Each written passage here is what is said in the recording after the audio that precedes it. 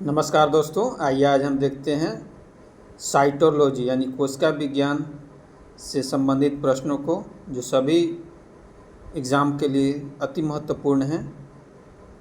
जितना दोस्तों साइटोलॉजी से हम प्रश्न करवाएंगे मैक्सिमम एग्ज़ाम में, उससे अत्यधिक प्रश्न कहीं नहीं आएगा दोस्तों। इसलिए ध्यान से देखिएगा, 2-3 बार रिवीजन करिएगा, सब याद हो जाएगा। आइए देखते हैं दोस्तों पहला प्रश्न को।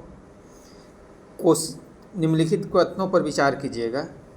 कोशिका सजीवों की रचनात्मक एवं क्रियात्मक इकाई हैं। दूसरा है, कोशिका के अभाव में सजीवों के शरीर का निर्माण संभव नहीं है। तो इस प्रश्न का सही उत्तर है दोस्तों 1 और 2 दोनों। पूछ रहे हैं कौन सही है, तो 1 और 2 दोनों। कोशिका के किस भाग को सम्मिलित रूप से साइटोसोम कहा जाता है? तो कोशिका के किस भाग को सम्मिलित रूप से साइटोसोम कहा जाता है दोस्तों?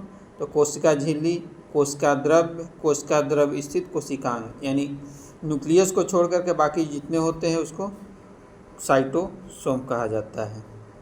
अगला प्रश्न है दोस्तों, साइटोसोम के अंतर्गत निम्नलिखित में से कौन एक शामिल नहीं है? इस प्रश्न का सही उत्तर होगा दोस्तों केंद्रक। कोशिका द्रव में स्थित जीवित रचनाएं जिनमें बढ़ने तथा विभाजन की क्षमता होती है उसे क्या कहते हैं? तो उसे कहते हैं दोस्तों ऑर्गेनॉइड्स। अगला प्रश्न दोस्तों, निम्नलिखित में से कौन सी कोशिकीय रचना ऑर्गेनॉइड नहीं है? Option A centrosome, option B ribosome, option C microtubules, option D रसधानी। इस प्रश्न का सही उत्तर होगा दोस्तों ऑप्शन डी रसधानी। आइए दोस्तों अगला प्रश्न देखते हैं। प्रश्न संख्या 6, निम्नलिखित में से कौन सा एक सही नहीं है? ऑप्शन ए है कोशिका का आकार एवं आकृति उसके कार्यों के अनुरूप होता है, बिल्कुल सही है। दूसरा है ऑप्शन नंबर बी, कोशिका की संख्या जीव के आकार शरीर के आकार पर निर्भर करता है दोस्तों, बिल्कुल सही है। सी है अलग अलग रचना और अलग अलग कार्य करने वाले कोशिका का समूह को ऊतक कहते हैं, बिल्कुल गलत है। अगला ऑप्शन है कोशिकाएं अलग अलग आकार की होती है, सही है। आगे देखते हैं प्रश्न संख्या 7 को। तरल मोज़ाइक मॉडल यानी इंग्लिश में कहते हैं फ्लूइड मोज़ाइक मॉडल के संबंध में निम्नलिखित कथनों पर विचार कीजिए। यह मॉडल जो है कोशिका झिल्ली की संरचना को बताता है, बिल्कुल सही है दोस्तों। यह मॉडल 1972 में सिंगर और निकोलसन ने प्रस्तुत किया, बिल्कुल सही है। इस मॉडल के अनुसार कोशिका झिल्ली के संरचना में 2 फॉस्फोलिपिड अणुओं के परतों के बीच में गोलाकार प्रोटीन रहता है, बिल्कुल सही है। इस प्रश्न का सही उत्तर होगा दोस्तों ऑप्शन नंबर डी 1, 2 और 3। प्रश्न संख्या 8 को देखते हैं दोस्तों। कोशिका का कौन सा भाग माइक्रोविलाई, सीलिया तथा फ्लैजिला जैसी संरचना का निर्माण करती है? ऑप्शन ए कोशिका झिल्ली, ऑप्शन बी कोशिका भित्ति, ऑप्शन सी अंतर्द्रव्य जालिका मतलब endoplasmic reticulum, option D ribosome. इस प्रश्न का सही उत्तर होगा दोस्तों ऑप्शन ए कोशिका झिल्ली। परासरण की क्रिया किसके द्वारा संपन्न होती है? अगला प्रश्न 9वां प्रश्न, परासरण की क्रिया किसके द्वारा संपन्न होती है? ऑप्शन ए कोशिका झिल्ली, ऑप्शन बी कोशिका भित्ति, ऑप्शन सी केंद्रक, ऑप्शन डी ए और बी दोनों। इस प्रश्न का सही उत्तर होगा दोस्तों कोशिका झिल्ली। अगला प्रश्न है दोस्तों प्रश्न संख्या 10, कोशिका अंगक राइबोसोम के संबंध में कौन सा एक सही नहीं है? तो राइबोसोम 2 प्रकार के होता है, 70S और 80S। ऑप्शन बी है 70S राइबोसोम प्रोकैरियोटिक में होते हैं तथा इसके 2 सब यूनिट 30S तथा 50S होते हैं। अगला ऑप्शन है दोस्तों सी नंबर 80S राइबोसोम यूकैरियोटिक होते हैं तथा इसमें भी 2 सब यूनिट 40 से 60S होते हैं। Option number D ribosome protein तथा लिपिड के बने होते हैं।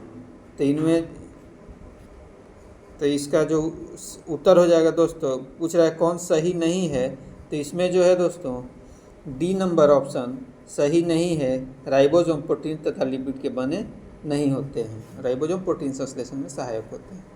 11 नंबर प्रश्न है, प्रोकैरियोटिक कोशिका में माइटोकॉन्ड्रिया के सदृश कौन सी रचना पाई जाती है जो श्वसन तथा कोशिका विभाजन का कार्य करती है? Option number A mesosome, option B spherosome, option C glyoxysome, option D peroxisome. इस प्रश्न का सही उत्तर है दोस्तों मीसोसोम। प्रश्न संख्या 12 को देखते हैं। कोशिका के अंदर ग्लाइकोलिपिड व ग्लाइकोप्रोटीन निर्माण का सक्रिय स्थल कौन सा है? ऑप्शन ए अंतर्द्रव्य जालिका, option B ribosome, option C Golgi काय, ऑप्शन डी लवक। इस प्रश्न का सही उत्तर है दोस्तों ऑप्शन सी गोल्गी काय। अगला प्रश्न है, निम्नलिखित में से कौन सी कोशिकीय संरचना कोशिकीय परिवहन तंत्र का निर्माण करती है तथा केंद्रक से कोशिका द्रव में आनुवांशिक पदार्थों को ले जाने का पथ बनाती है? तो इस प्रश्न का सही उत्तर होगा ऑप्शन नंबर डी अंतःप्रद्रव्य जालिका। अगला प्रश्न को देखते हैं। प्रश्न संख्या 14 को, निम्नलिखित कथनों पर विचार कीजिए। पहला पॉइंट है, चिकनी अंतःप्रद्रव्य जालिका प्रोटीन के संश्लेषण तथा श्रवण में भाग लेती है। ये दोस्तों गलत है, इसमें रफ होगा। खुदरी अंतःप्रद्रव्य जालिका लिपिड तथा स्टेरॉइड के संश्लेषण में सहायक होती है, ये भी गलत है। तो कौन सा सही है? न तो 1 और न ही 2। आइए देखते हैं अगले प्रश्न को। प्रश्न संख्या 15, कोशिका का अचल संपत्ति किसे कहा जाता है? तो इस प्रश्न का सही उत्तर होगा दोस्तों न्यूक्लिक एसिड। न्यूक्लिक अम्ल को कोशिका का अचल संपत्ति कहा जाता है। आइए अगला प्रश्न को देखते हैं। प्रश्न संख्या 16, निम्नलिखित में कथनों पर विचार कीजिए। पहला कथन है, माइटोकॉन्ड्रिया कोशिका में पाए जाने वाले सबसे बड़े अंगक हैं। दूसरा है, हरित लवक को कोशिका का रसोई घर कहा जाता है। तीसरा है, गोल्गी काय को कोशिका के अणुओं का ट्रैफिक कंट्रोल कहा जाता है। इस प्रश्न का सही उत्तर है दोस्तों ऑप्शन संख्या डी 1, 2 और 3 सभी सही हैं। आइए प्रश्न संख्या 17 को देखते हैं। निम्नलिखित कथनों पर विचार कीजिए। डीएनए को आनुवांशिक पदार्थ कहा जाता है। पॉइंट संख्या 1 है, डीएनए को आनुवांशिक पदार्थ कहा जाता है। दूसरा है, जीन को आनुवांशिक इकाई कहा जाता है। तो इस पर उपयुक्त में से कौन सही है दोस्तों? इस प्रश्न का सही उत्तर होगा सी 1 और 2 दोनों सही है। प्रश्न संख्या 18 को देखते हैं। कोशिका के अंदर निम्नलिखित में से कौन सा कार्य गोल्गी काय द्वारा नहीं किया जाता है? Option A packaging, option B संग्रहण, option C secretion, option D अंतःकोशिकीय पाचन। इस प्रश्न का सही उत्तर होगा ऑप्शन डी अंतःकोशिकीय पाचन गोल्गी काय द्वारा नहीं किया जाता है बल्कि लाइसोसोम के द्वारा किया जाता है। प्रश्न संख्या 19 को देखते हैं। निम्नलिखित में से कौन सा विकल्प सही सुमेलित नहीं है? कोशिका का पावर हाउस माइटोकॉन्ड्रिया को कहा जाता है, बिल्कुल सही है। सबसे बड़ा अंगक लवक होता है, बिल्कुल सही है। आत्महत्या की थैली लाइसोसोम को कहा जाता है, बिल्कुल सही है। जबकि पैलेट कण स्फीरोसोम को नहीं बल्कि राइबोसोम को कहा जाता है, क्योंकि पैलेट कण इसलिए कहा जाता है क्योंकि राइबोसोम की खोज पैलेट के द्वारा किया गया था। प्रश्न संख्या 20 को देखते हैं। निम्नलिखित में से कौन सा अर्धस्वायत्त कोशिकांग है? ऑप्शन ए हरित लवक, option B mitochondria, option C A तथा बी दोनों, ऑप्शन डी कोई नहीं। इस प्रश्न का सही उत्तर होगा दोस्तों ऑप्शन सी ए तथा बी दोनों, यानी हरित लवक और माइटोकॉन्ड्रिया दोनों को अर्धस्वायत्त कोशिकांग कहा जाता है क्योंकि उसमें डीएनए पाया जाता है। 21 नंबर प्रश्न है, प्रोकैरियोटिक कोशिका में किस कोशिका अंग का अभाव रहता है? ऑप्शन पॉइंट ए है गोल्गी काय या माइटोकॉन्ड्रिया, तीसरा है अंतःप्रद्रव्य जालिका, चौथा है हरित लवक, पांचवा डीएनए। इस प्रश्न का सही उत्तर होगा दोस्तों 1, 2, 3 और 4 सभी का अभाव रहता है डीएनए को छोड़कर। बाकी कुछ भी प्रोकैरियोटिक कोशिका में नहीं पाया जाता है। अगले प्रश्न को देखते हैं दोस्तों। निम्नलिखित में से कौन सी रचनाएं पादप कोशिका में पाए जाते हैं परंतु जंतु कोशिका में नहीं? ऑप्शन ए लवक, ऑप्शन बी कोशिका भित्ति, ऑप्शन सी बड़ी रिक्तिका जिसको बड़ा वॉक्यूल्स भी बोला जाता है। इस प्रश्न का सही उत्तर होगा दोस्तों ऑप्शन डी, इनमें से सभी जो हैं जंतु कोशिका में नहीं पाए जाते हैं जबकि पादप कोशिका में पाए जाते हैं। अगले प्रश्न को देखते हैं दोस्तों। प्रश्न संख्या 23, निम्नलिखित में से कौन सी रचना जंतु कोशिका में पाए जाते हैं परंतु पौधे की कोशिका में नहीं? Option A mitochondria, option B lysosome, option C centrosome, option D कोशिका झिल्ली। इस प्रश्न का सही उत्तर होगा दोस्तों ऑप्शन सी सेंट्रोसोम। सेंट्रोसोम केवल पौधे की कोशिका में पाई जाती है, पौधे की कोशिका में नहीं पाया जाता है परंतु जंतु की कोशिका में पाया जाता है। अगला प्रश्न है दोस्तों प्रश्न संख्या 24, कोशिका सिद्धांत किसने प्रस्तुत किया? Option A Schleiden and Schwann, option B Robert Hooke तथा Robert Brown, option C Z Johnson तथा H Johnson, option D Waldeyer तथा विल्सन। इस प्रश्न का सही उत्तर होगा दोस्तों ए स्लाइडेन एंड स्वान। प्रश्न संख्या 25 को देखते हैं दोस्तों। कोशिका सिद्धांत के अनुसार कोशिका विभाजन में मुख्य सृष्टिकर्ता की भूमिका कौन निभाता है? Option A centrosome, option B ribosome. इस प्रश्न का सही उत्तर होगा दोस्तों, माफ कीजिएगा, option A centrosome, option B केंद्रक, option C ribosome, option D Golgi है। तो इस प्रश्न का सही उत्तर होगा दोस्तों ऑप्शन बी केंद्रक। केंद्रक जो है कोशिका विभाजन में मुख्य क्रिएटर की भूमिका निभाती है। आइए देखते हैं दोस्तों प्रश्न संख्या 26, निम्नलिखित में से किस कोशिका अंगक से लाइसोसोम बनता है? Option A Golgi body, option B ribosome, option C mitochondria, option D endoplasmic reticulum. इस प्रश्न का सही उत्तर है दोस्तों ऑप्शन ए गोल्गी बॉडी। इस प्रश्न का सही उत्तर होगा दोस्तों ऑप्शन ए गोल्गी बॉडी। आइए दोस्तों आगे देखते हैं प्रश्न संख्या 27 को। निम्नलिखित में से कौन सा कोशिका अंगक अपने डीएनए में उपस्थित जीन को सम्मिलित करते हुए इसके स्वयं के प्रोटीन का संश्लेषण करता है? Option A mitochondria, option B लवक, ऑप्शन सी ए तथा बी दोनों, ऑप्शन डी अंतःप्रद्रवी जालिका। इस प्रश्न का सही उत्तर होगा दोस्तों ऑप्शन सी ए तथा बी दोनों। आइए देखते हैं प्रश्न संख्या 28 को। निम्नलिखित कथनों पर विचार कीजिए। ऐसी कोशिका जिनमें केंद्रक झिल्ली नहीं होती है एवं वास्तविक केंद्रक नहीं होते हैं उसको प्रोकैरियोटिक कहा जाता है। बिल्कुल सही है दोस्तों।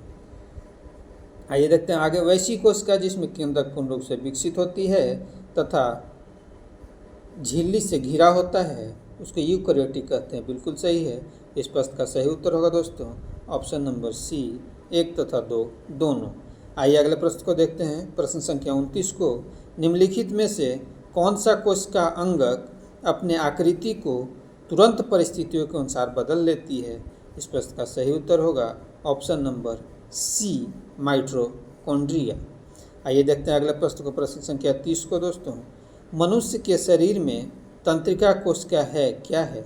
सबसे छोटी कोशिका, अनियमित कोशिका, सबसे बड़ी कोशिका, डी एक गोल कोशिका। इस प्रश्न का उत्तर होगा ऑप्शन सी सबसे बड़ी कोशिका की जगह अगर सबसे लंबी कोशिका लिखा होता तो और अति उत्तम ऑप्शन होता। आइए अगले प्रश्न को देखते हैं। प्रश्न संख्या 31 को। एक प्रारूपिक कोशिका के अंतर्गत क्या होता है? केवल साइटोसोम, या ऑप्शन बी कोशिका द्रव एवं केंद्रक, या ऑप्शन सी कोशिका झिल्ली एवं केंद्रक, या ऑप्शन डी साइटोसोम एवं केंद्रक। इस प्रश्न का सही उत्तर होगा ऑप्शन डी साइटोसोम एवं केंद्रक। सेंट्रोसोम विशेष रूप से किस में भाग लेते हैं दोस्तों?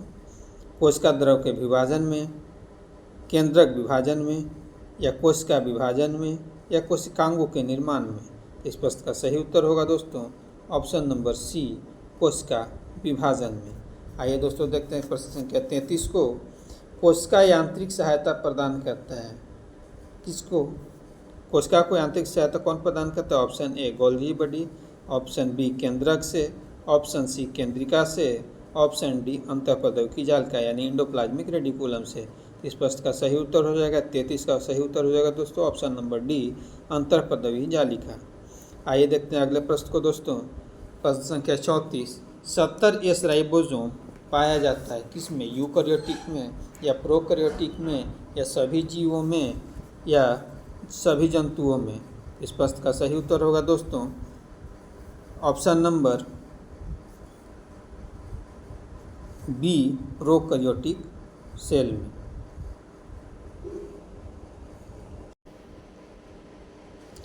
आइए दोस्तों देखते हैं अगले प्रश्न को। प्रश्न संख्या 35, रंगीन लवक को कहा जाता है, क्या कहा जाता है? Option A leucoplast, option B chloroplast, option C chromoplast, option D carotene. तो इस प्रश्न का सही उत्तर होगा दोस्तों ऑप्शन सी क्रोमोप्लास्ट। ग्रेनम किस में पाया जाता है दोस्तों?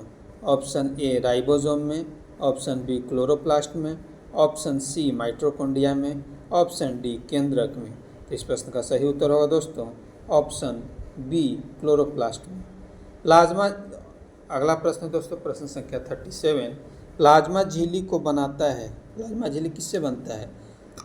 ऑप्शन ए प्रोटीन से, ऑप्शन बी सेल्यूलोज से, ऑप्शन सी वसा से, ऑप्शन डी लिपोप्रोटीन से। इस प्रश्न का सही उत्तर होगा दोस्तों ऑप्शन नंबर डी लिपोप्रोटीन से।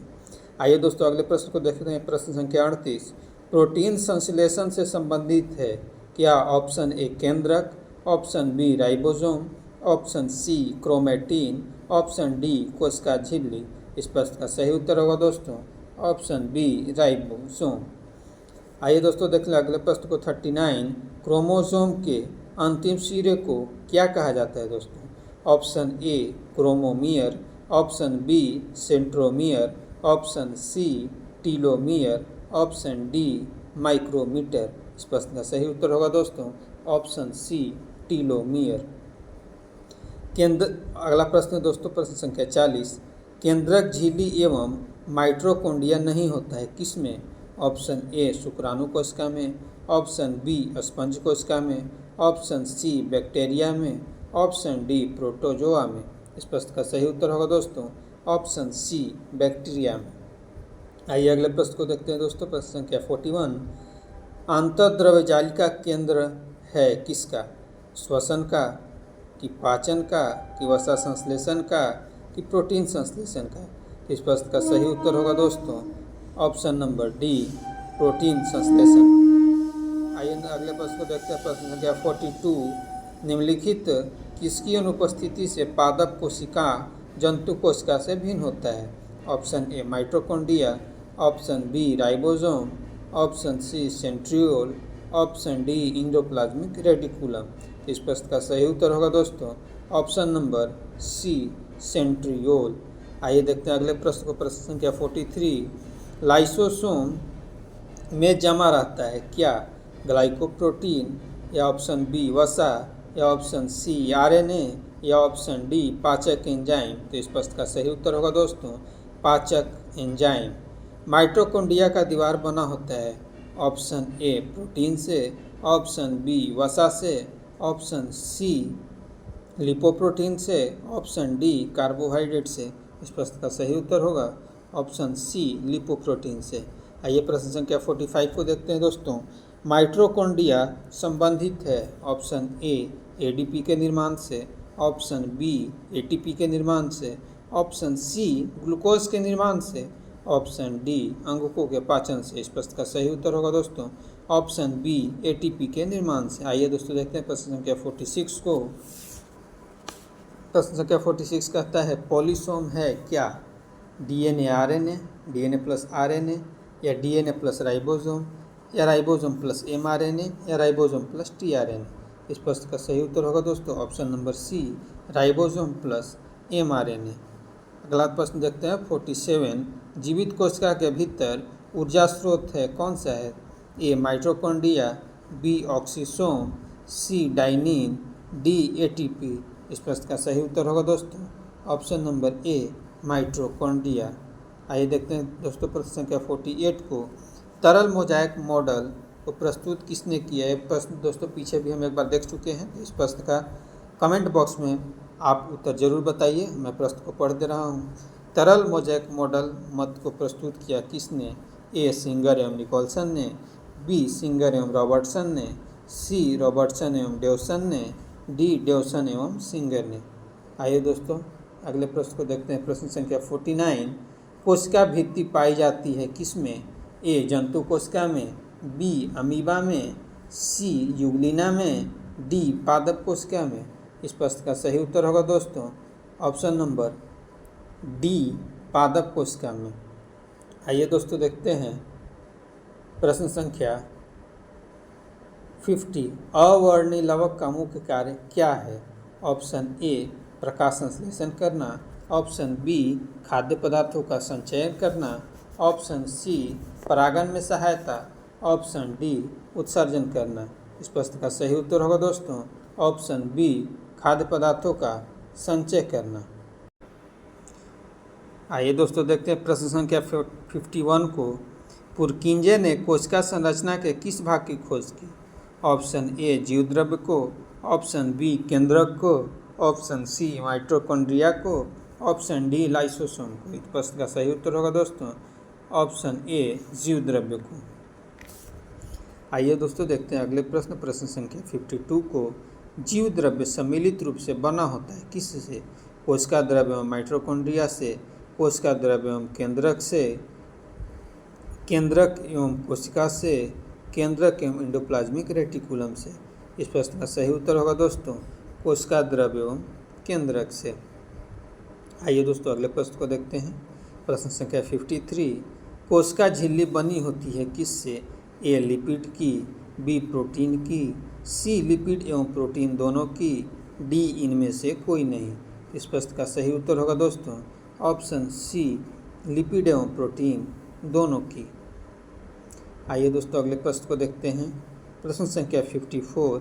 पौधों की कोशिकाओं को संरचनात्मक दृढ़ता प्रदान करता है। कौन संरचनात्मक दृढ़ता प्रदान करता है दोस्तों? तो option A protein, option B lipid, option C chloroplast एवं ऑप्शन डी सेल्यूलोज।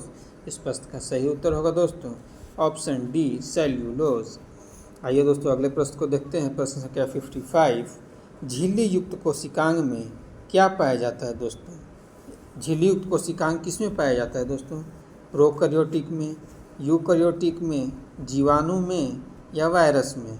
इस प्रश्न का सही उत्तर होगा दोस्तों यूकैरियोटिक सेल में। आइए देखते हैं अगले प्रश्न को प्रश्न संख्या 56 को।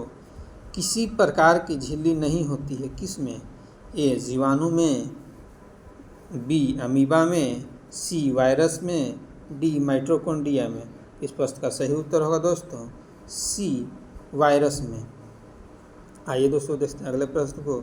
एंडोप्लाज्मिक रेटिकुलम की बाहरी झिल्ली के ऊपर क्या अवस्थित रहता है दोस्तों? Option A lysosome, option B centrosome, option C ribosome, option D microtubules.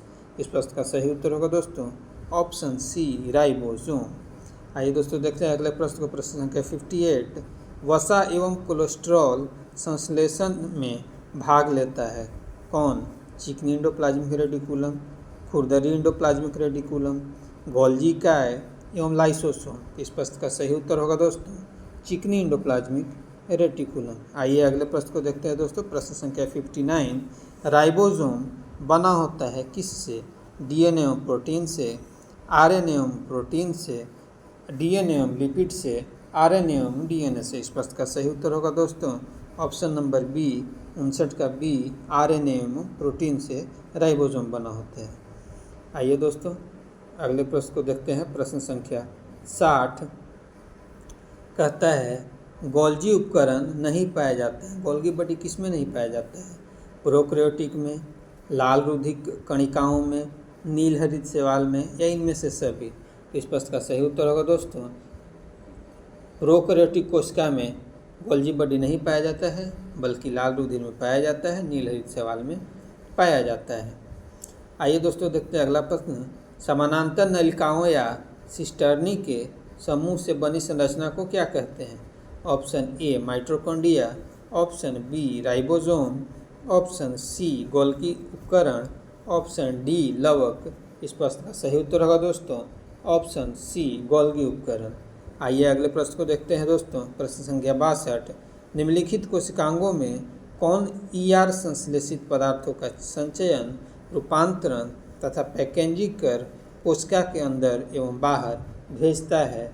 Option A ribosome, option B lysosome, option C mitochondria एवं ऑप्शन डी गोल्गी उपकरण। इस प्रश्न का सही उत्तर होगा दोस्तों ऑप्शन डी गोल्गी उपकरण। आइए अगले प्रश्न को देखते हैं दोस्तों। प्रश्न संख्या 63, लाइसोसोम को किसने देखा था सर्वप्रथम दोस्तों? कैमेली गोल्गी ने, स्ट्रॉन्सबर्ग ने, क्रिश्चियन डी डुब्बे ने या विर्शो ने? इस प्रश्न का सही उत्तर होगा दोस्तों option number C Christian de Duve ने। आइए अगले प्रश्न को देखते हैं। प्रश्न संख्या 64, जीवाणु एवं वायरस से रक्षा करने वाला कोशिकांग कौन है दोस्तों?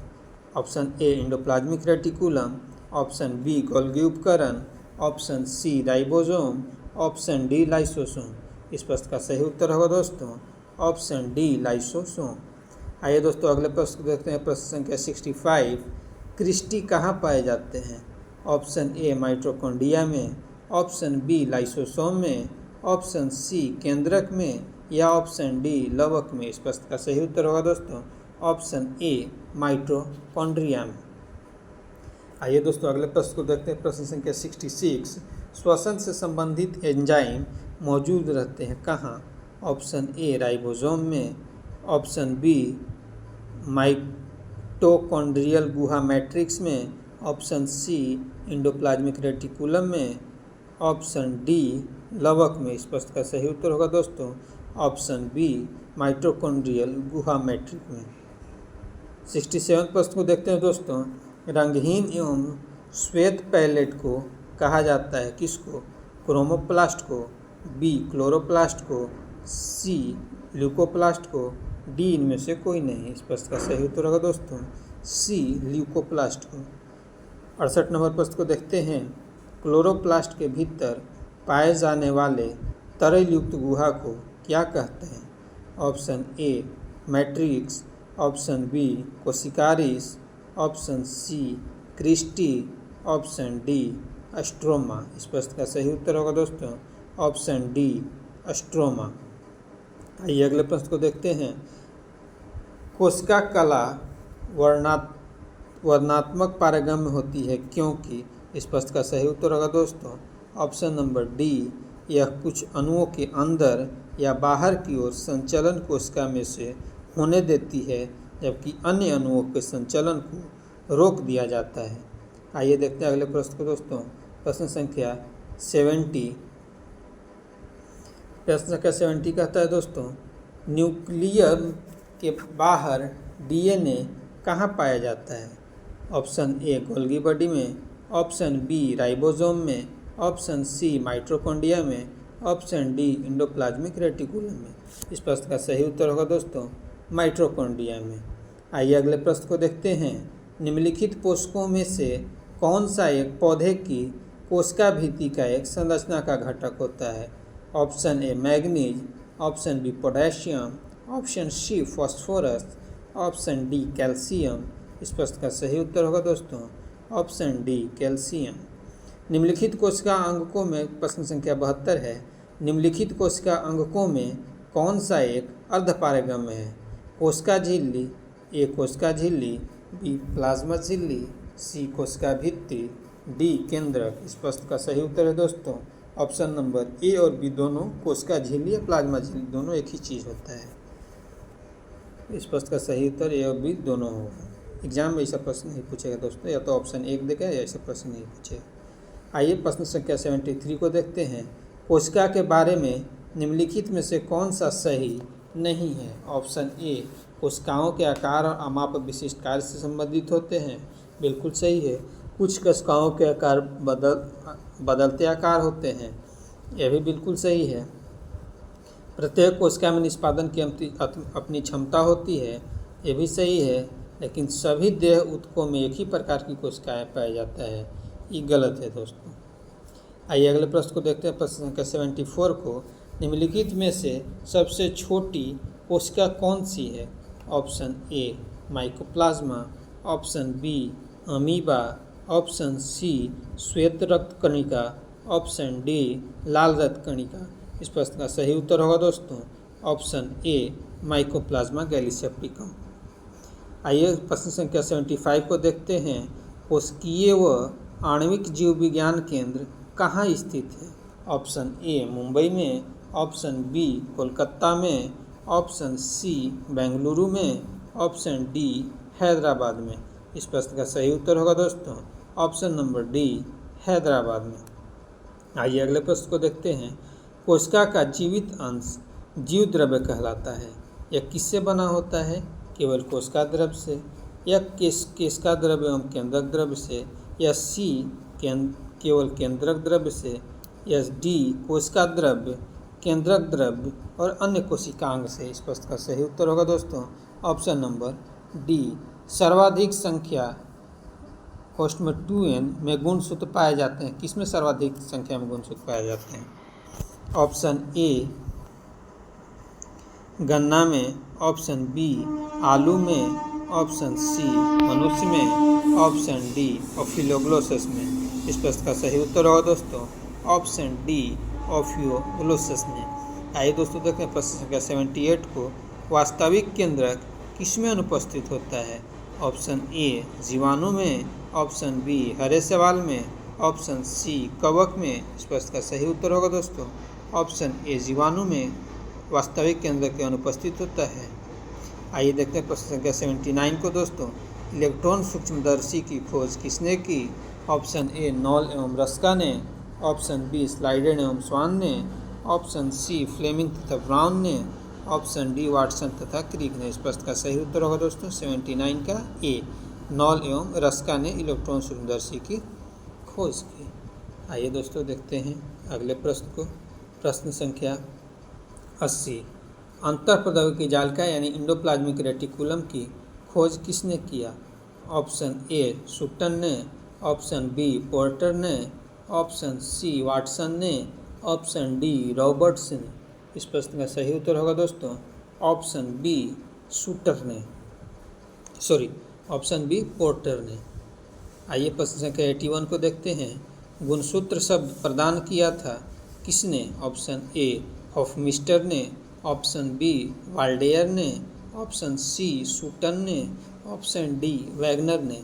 इस प्रश्न का सही उत्तर होगा दोस्तों ऑप्शन बी वाल्डेयर ने, जबकि हॉफमिस्टर ने खोज किया था गुणसूत्र की।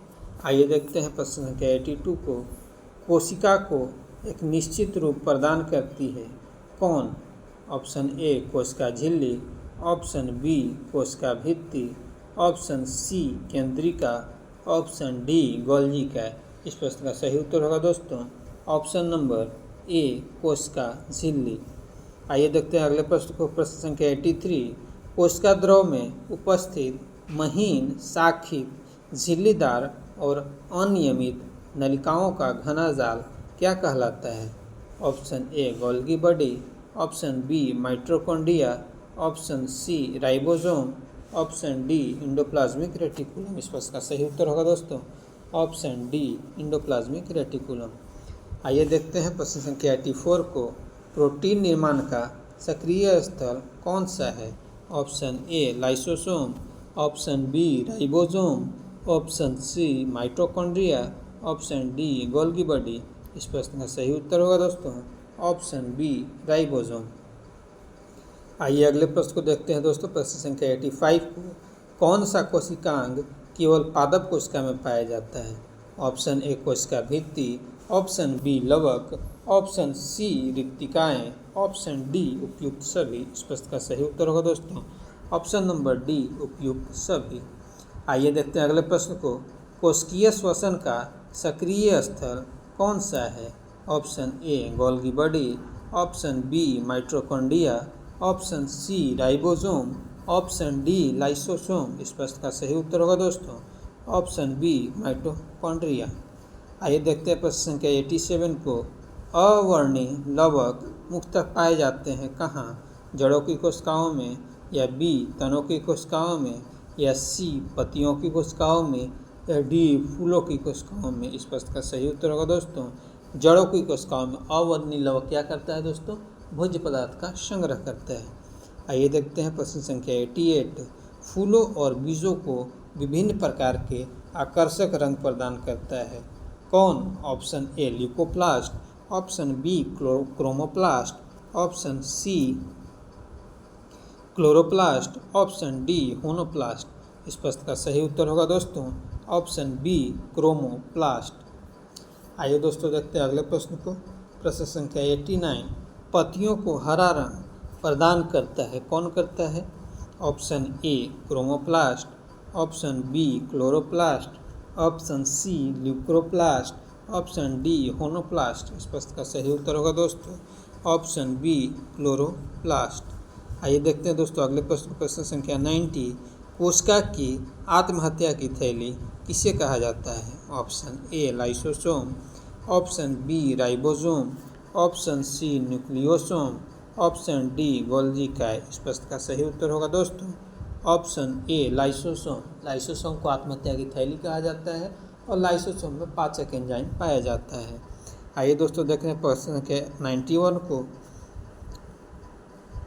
लाइसोसोम में पाया जाने वाला वह एंजाइम जिसमें जीव द्रव्य को घुला देने या नष्ट कर देने की क्षमता होती है उसको क्या कहा जाता है? ऑप्शन ए तेल सेप कहा जाता है, या ऑप्शन बी साइटोप्लाज्म कहा जाता है, या ऑप्शन सी न्यूक्लियोप्लाज्म कहा जाता है, या ऑप्शन डी हाइड्रोलाइटिक एंजाइम कहा जाता है। इस प्रश्न का सही उत्तर होगा दोस्तों 91 का डी हाइड्रोलाइटिक एंजाइम। आइए दोस्तों देखते हैं अगले प्रश्न को। प्रश्न संख्या 92, पादप कोशिकाओं का सबसे बाहरी आवरण क्या कहलाता है? ऑप्शन ए कोशिका झिल्ली, ऑप्शन बी कोशिका भित्ति, ऑप्शन सी टोनोप्लास्ट, या ऑप्शन डी अंतःप्रदवी जालिका। इस प्रश्न का सही उत्तर होगा दोस्तों ऑप्शन नंबर बी कोशिका भित्ति। आइए दोस्तों देखते हैं प्रश्न संख्या 93 को। कोशिका में प्रोटीन संश्लेषण कहाँ होता है? ऑप्शन ए गोल्गी काय में, ऑप्शन बी राइबोसोम में, ऑप्शन सी माइटोकॉन्ड्रिया में, ऑप्शन डी सेंट्रोसोम में। इस प्रश्न का सही उत्तर होगा दोस्तों ऑप्शन बी राइबोसोम में। आइए दोस्तों देखते हैं अगले प्रश्न को। प्रश्न संख्या 94, निम्नलिखित में कौन सबसे बड़ा कोशिकांग है? ऑप्शन ए गुणसूत्र, option B mitochondria, option C plastid, option D Golgi काय। तो इस प्रश्न का सही उत्तर होगा दोस्तों ऑप्शन सी प्लास्टिड। आइए दोस्तों देखते हैं अगले प्रश्न को। प्रश्न संख्या 95, कोशिका का ऊर्जागृह यानी पावर हाउस किसे कहा जाता है? ऑप्शन ए गोल्गी बॉडी को, ऑप्शन बी न्यूक्लियोलस को, ऑप्शन सी माइटोकॉन्ड्रिया को, ऑप्शन डी राइबोसोम को। इस प्रश्न का सही उत्तर होगा दोस्तों ऑप्शन सी माइटोकॉन्ड्रिया को। आइए अगला प्रश्न देखते हैं दोस्तों। प्रश्न संख्या 96, यदि माइटोकॉन्ड्रिया काम करना बंद कर दे तो कोशिका में कौन सा कार्य नहीं होगा? भोजन का अवकरण नहीं होगा, भोजन का ऑक्सीकरण नहीं होगा, भोजन का पाचन नहीं होगा, या भोजन का अवशोषण नहीं होगा। इस प्रश्न का सही उत्तर है दोस्तों ऑप्शन नंबर बी भोजन का ऑक्सीकरण नहीं हो पाएगा। आइए देखते हैं दोस्तों अगले प्रश्न को। प्रश्न संख्या 97, कोशिका में राइबोसोम की अनुपस्थिति में कौन सा कार्य संपादित नहीं होगा? ऑप्शन ए श्वसन का कार्य संपादन नहीं होगा, ऑप्शन बी उत्सर्जन का कार्य संपादन नहीं होगा, ऑप्शन सी प्रोटीन संश्लेषण का कार्य संपादन नहीं होगा, या ऑप्शन डी कार्बोहाइड्रेट संश्लेषण नहीं होगा। तो इस प्रश्न का सही उत्तर होगा दोस्तों ऑप्शन नंबर सी प्रोटीन का संश्लेषण नहीं होगा यदि राइबोसोम अनुपस्थित रहेगा। आइए देखते हैं अगले प्रश्न को। 98, कौन सा रचना जंतु कोशिका को वनस्पति कोशिका से विभेदित करता है? A ribosome, B mitochondria, C centromere, D centriole. इस प्रश्न का सही उत्तर होगा दोस्तों सेंट्रिओल। सेल नाम किस जीव वैज्ञानिक ने सर्वप्रथम दिया था दोस्तों? तो इस प्रश्न का सही उत्तर तो बाद में देखेंगे, पहले ऑप्शन देखते हैं। A Fleming, B Leeuwenhoek, C Robert Hooke, D Brown. इस प्रश्न का सही उत्तर होगा दोस्तों option number C Robert Hooke. आइए प्रश्न संख्या 100 को देखते हैं। न्यूक्लियस की खोज सर्वप्रथम किसने की थी? ऑप्शन ए लीवेनहॉक ने, ऑप्शन बी स्वान ने, ऑप्शन सी हॉफमिस्टर ने, ऑप्शन डी ब्राउन ने। इस प्रश्न का सही उत्तर होगा दोस्तों ऑप्शन डी ब्राउन ने। आइए दोस्तों अगले प्रश्न को देखते हैं। प्रश्न संख्या 101, डीएनए द्विहेलिक्स प्रारूप को पहली बार किसने प्रस्तावित किया? ऑप्शन ए वाटसन तथा क्रिक ने, ऑप्शन बी फिशर तथा हानी ने, ऑप्शन सी लैमार्क तथा डार्विन ने, ऑप्शन डी ह्यूगो डोब्रीज ने। इस प्रश्न का सही उत्तर होगा दोस्तों ऑप्शन ए वाटसन एवं क्रिक ने। आइए दोस्तों अगले प्रश्न को देखते हैं। प्रश्न संख्या 102। जीव द्रव्य जीवन का भौतिक आधार है, यह किसका कथन है? ऑप्शन ए हेनरी का, ऑप्शन बी लैमार्क का, ऑप्शन सी हक्सले का या ऑप्शन डी ट्रेविरेनस का। इस प्रश्न का सही उत्तर होगा दोस्तों ऑप्शन नंबर सी हक्सले। आइए दोस्तों अगले प्रश्न को देखते हैं। प्रश्न संख्या 103 को, प्रश्न संख्या 103 में दोस्तों क्या कहता है, आइए देखते हैं। आइए दोस्तों देखते हैं प्रश्न संख्या 103 को। जीव द्रव्य का प्रयोग सर्वप्रथम किसने किया था दोस्तों? ऑप्शन ए डार्विन ने, ऑप्शन बी पुरकिंजे ने, ऑप्शन सी जॉनरे ने, ऑप्शन डी हैथियंस ने। इस प्रश्न का सही उत्तर होगा दोस्तों ऑप्शन नंबर बी पुरकिंजे ने। आइए दोस्तों देखते हैं प्रश्न संख्या 104 को। माइटोकॉन्ड्रिया किसमें अनुपस्थित होता है?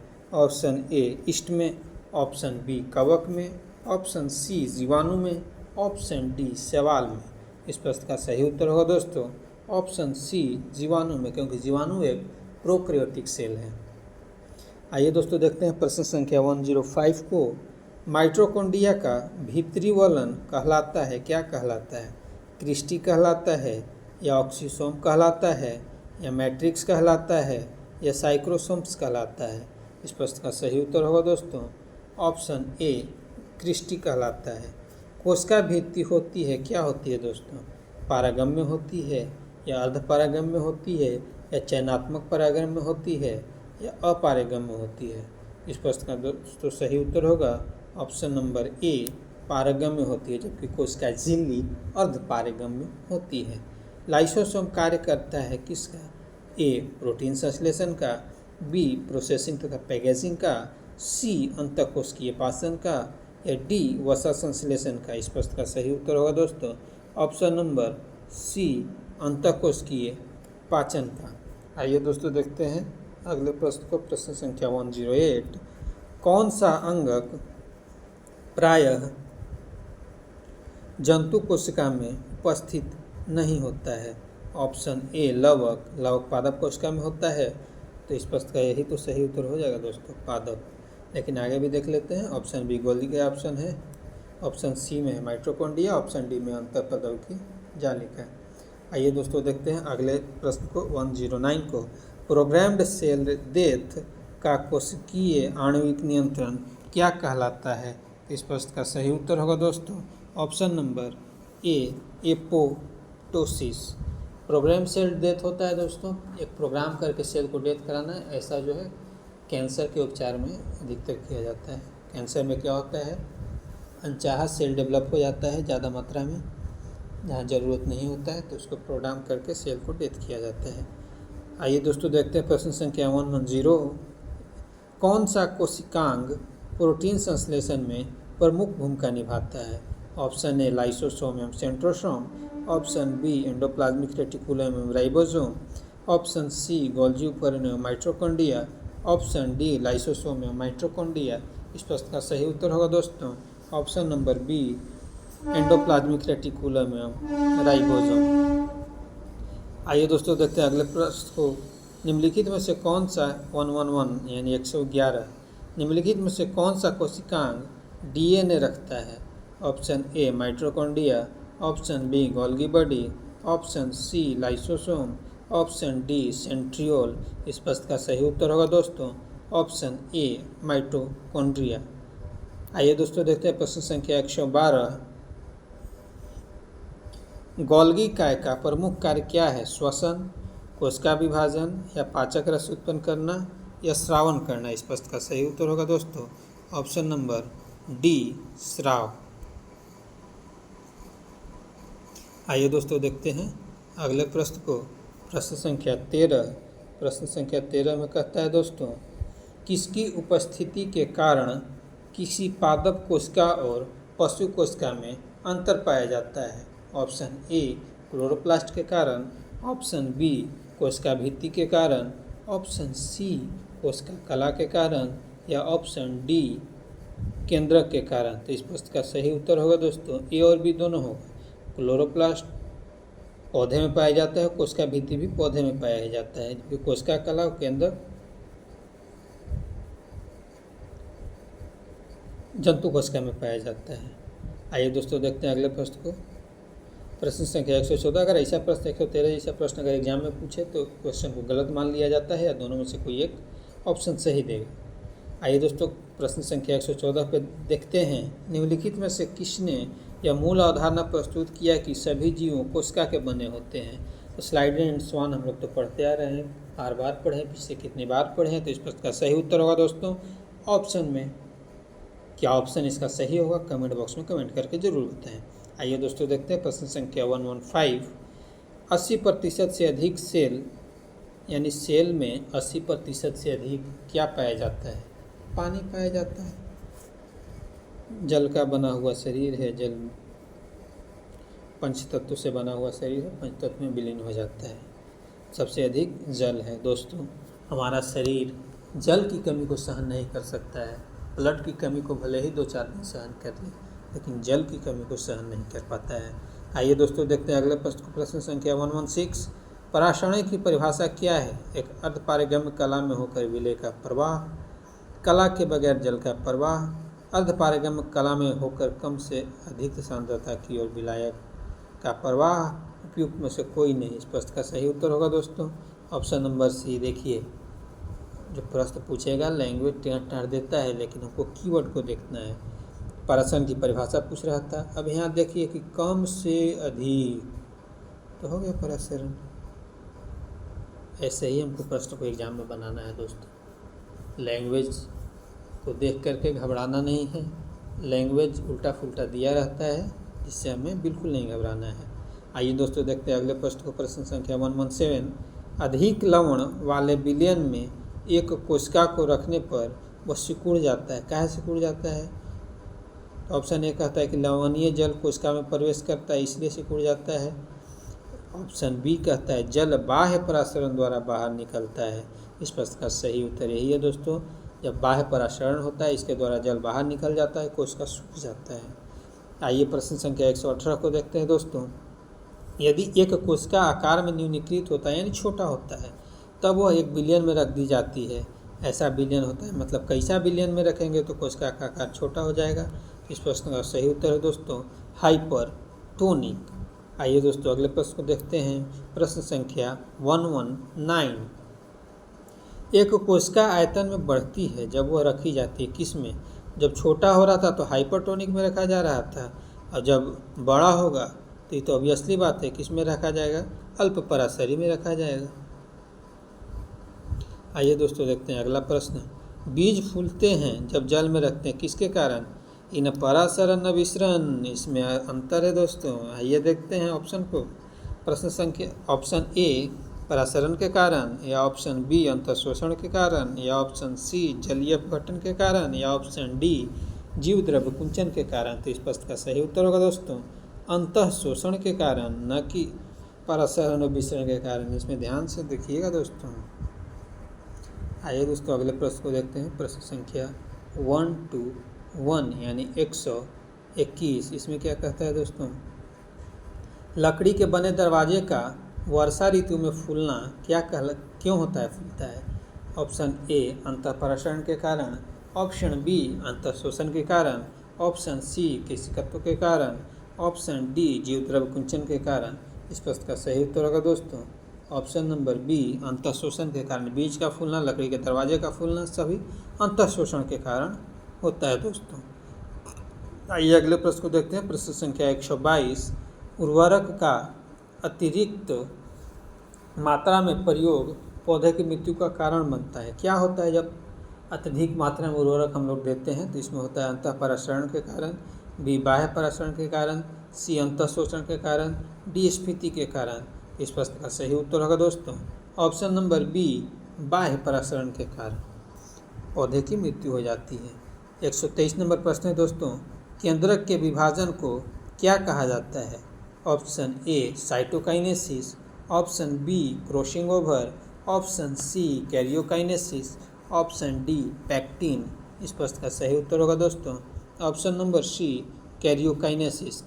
केंद्रक के विभाजन को क्या कहा जाता है दोस्तों? कैरियोकाइनेसिस। और कोशिका द्रव के विभाजन को साइटोकाइनेसिस। आइए प्रश्न संख्या 124 को देखते हैं। शरीर के वृद्धि एवं मरम्मत हेतु कौन सा कोशिका विभाजन उत्तरदायी है? ऑप्शन ए अर्धसूत्री, ऑप्शन बी समसूत्री, ऑप्शन सी अर्धसूत्री, जो कि अर्धसूत्री विभाजन कोई होता ही नहीं है। इस प्रश्न का सही उत्तर होगा दोस्तों ऑप्शन बी समसूत्री। लैंगिक को छोड़कर बाकी जितना भी प्रश्न है उसमें ऑप्शन होगा समसूत्री। एक असूत्री विभाजन होता है जो प्रोकैरियोटिक कोशिका में होता है। अर्धसूत्री विभाजन जो होता है वो ओवा या स्पर्म सेल में होता है। ऑप्शन इसका बी सही है समसूत्री। आइए दोस्तों देखते हैं प्रश्न संख्या 125 को। कशेरुकी के वृषण में शुक्राणु का निर्माण होना किस सेल डिवीजन का परिणाम है? माइटोसिस द्वारा, एमाइटोसिस तथा माइटोसिस द्वारा, मियोसिस द्वारा या मियोसिस तथा माइटोसिस द्वारा? इस प्रश्न का सही उत्तर होगा दोस्तों केवल मियोसिस द्वारा वृषण में शुक्राणु का निर्माण होता है। आइए दोस्तों देखते हैं प्रश्न संख्या 126 को। माइटोसिस में सबसे ज़्यादा समय में पूर्ण होने वाली अवस्था कौन सी है? यानी सबसे ज़्यादा समय किस में लगता है दोस्तों? तो ऑप्शन ए प्रोफेज में, ऑप्शन बी मेटाफेज में, ऑप्शन सी एनाफेज में, ऑप्शन डी टेलोफेज में? इस प्रश्न का सही उत्तर होगा दोस्तों ऑप्शन ए प्रोफेज में। पादप कोशिका में साइटोकाइनेसिस किसकी सहायता से होती है दोस्तों? ऑप्शन ए कोशिका पट्टिका की सहायता से, ऑप्शन बी माइक्रोफिलामेंट की सहायता से, ऑप्शन सी सेंट्रोसोम की सहायता से या ऑप्शन डी इंडोप्लाज्मिक रेटिकुलम की सहायता से? इस प्रश्न का सही उत्तर होगा दोस्तों ऑप्शन ए कोशिका पट्टिका की सहायता से। आइए दोस्तों देखते हैं अगले प्रश्न को। प्रश्न संख्या 128। माइटोसिस के सबसे कम समय में पूर्ण होने वाली अवस्था कौन सी है दोस्तों? Option A prophase, option B metaphase, option C anaphase, option D telophase? इस प्रश्न का सही उत्तर होगा दोस्तों ऑप्शन सी एनाफेज। आइए दोस्तों अगले प्रश्न को देखते हैं। एक कोशिका के माइटोसिस द्वारा कितने बार विभाजन से 256 कोशिकाएं बनती है? तो माइटोसिस में क्या होता है दोस्तों? पहले 2 बनी, 2 से 4 बनी, 4 से 8 बनी, 8 से 16 बनी, तो इस प्रकार 8 बार दोस्तों विभाजन किया सकता है। आइए दोस्तों अगले प्रश्न को देखते हैं। प्रश्न संख्या 30। प्रश्न संख्या 30 में कहता है दोस्तों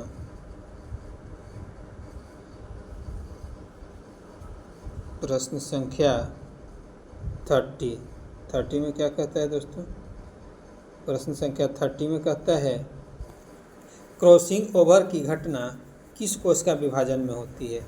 ऑप्शन ए असूत्री में, ऑप्शन बी समसूत्री में, ऑप्शन सी अर्धसूत्री में, ऑप्शन डी इसमें से सभी? इस प्रश्न का सही उत्तर होगा दोस्तों ऑप्शन सी अर्धसूत्री में। आइए दोस्तों देखते हैं प्रश्न संख्या 131 को। पारगति यानी क्रॉसिंग ओवर किस अवस्था में होती है दोस्तों? ऑप्शन ए लेप्टोटीन अवस्था में, ऑप्शन बी जाइगोटीन अवस्था में, ऑप्शन सी पैक्टीन अवस्था में, ऑप्शन डी डिप्लोटीन अवस्था में? इस प्रश्न का सही उत्तर होगा दोस्तों ऑप्शन सी पैक्टीन अवस्था में। आइए दोस्तों देखते हैं प्रश्न संख्या 132 को। प्रश्न संख्या 132 कहता है 200 शुक्राणु बनने के लिए कितनी बार मियोसिस होना पड़ेगा? तो 200 शुक्राणु बनने के लिए दोस्तों मियोसिस 50 बार होने के जरूरी है, क्योंकि एक बार में 4 तो बनता है, तो 4 50 बार होगा तो 200 बन जाएगा। ऑप्शन नंबर बी सही उत्तर है। आइए दोस्तों देखते हैं अगले प्रश्न को। प्रश्न संख्या 133। टेलोफेज की विपरीत अवस्था कौन होती है? इस प्रश्न का सही उत्तर होगा दोस्तों ऑप्शन ए प्रोफेज, यानी टेलोफेज लास्ट है, प्रोफेज फर्स्ट है। आइए दोस्तों देखते हैं 134 नंबर क्वेश्चन। माइटोसिस में सेंट्रोमियर किस अवस्था में विभाजित होता है? ऑप्शन ए प्रोफेज अवस्था में, ऑप्शन बी मेटाफेज अवस्था में, ऑप्शन सी एनाफेज में, ऑप्शन डी टेलोफेज में? इस प्रश्न का सही उत्तर होगा दोस्तों ऑप्शन सी एनाफेज में। आइए दोस्तों अगले प्रश्न की ओर देखते हैं। प्रश्न संख्या 135 में कहता है दोस्तों, क्या कहता है ये देखते हैं। निम्नलिखित कथनों पर विचार कीजिए। समसूत्री विभाजन में कोशिका केवल एक बार विभाजित होती है, क्रोमोसोम भी एक बार विभाजित होती है। इस प्रश्न का सही उत्तर है दोस्तों, ये कथन सही है। ठीक है, अब अगला कथन देखते हैं। अर्धसूत्री विभाजन में कोशिका 2 बार विभाजित होती है एवं क्रोमोसोम भी 2 बार विभाजित होती है। यह भी कथन सही है। तो इस प्रश्न का सही उत्तर होगा दोस्तों ऑप्शन सी 1 तथा 2 दोनों। आइए दोस्तों देखते हैं प्रश्न संख्या 136। इसमें कहता है दोस्तों, निम्नलिखित में से किस कोशिकीय संरचना की खोज फॉन्टना के द्वारा किया गया था। तो इस प्रश्न का सही उत्तर होगा दोस्तों ऑप्शन ए केंद्रिका न्यूक्लियोलस, ना कि न्यूक्लियस। न्यूक्लियस और न्यूक्लियोलस में अंतर है दोस्तों। तो इसका कुछ फिर से देख लीजिए, पढ़ के सुना दे रहे हैं क्या प्रश्न रहेगा। निम्नलिखित में से किस कोशिकीय संरचना की खोज फॉन्टेना के द्वारा किया गया था। ऑप्शन ए को केंद्रिका यानी न्यूक्लियोलस की खोज फॉन्टेना के द्वारा किया गया था। आइए प्रश्न संख्या 137 को देखते हैं। प्राणी के जीवन इतिहास में समसूत्री विभाजन का क्या कार्य है। ऑप्शन ए एक कोशिकीय जीवों में प्रजनन, ऑप्शन बी बहुकोशिकीय जीवों में वृद्धि, ऑप्शन सी क्षतिग्रस्त ऊतकों की मरम्मत, ऑप्शन डी उपयुक्त सभी। इस प्रश्न का सही उत्तर होगा दोस्तों ऑप्शन बी बहुकोशिकीय जीवों में वृद्धि। धन्यवाद दोस्तों, ये साइटोलॉजी का अंतिम प्रश्न था। हमें उम्मीद है कि जितना प्रश्न दोस्तों हमने करवाया है आपको, अगर ये आप कंठस्थ याद कर लेते हैं तो हमें नहीं लगता कि विभिन्न प्रतियोगी परीक्षाओं में पूछे गए प्रश्नों अगर एग्ज़ाम में बैठते हैं आप तो कोई प्रश्न छूटेगा। दोस्तों 3 से 4 बार वीडियो देखिए, आपको हमें उम्मीद है कि आपको अवश्य याद हो जाएगा। अवश्य याद हो जाएगा। हमें पूरा कॉन्फिडेंस है कि आपको याद हो जाएगा। 2 से 3 बार इस वीडियो को ध्यान से देखिएगा दोस्तों। और अगर हमारा प्रयास आपको अच्छा लगे, आपके लिए फ़ायदेमंद हो दोस्तों, सपोर्ट कीजिएगा। और सपोर्ट किस रूप में कीजिएगा आपको मालूम ही है। लाइक कीजिएगा, सब्सक्राइब कीजिएगा और शेयर कीजिएगा। धन्यवाद दोस्तों।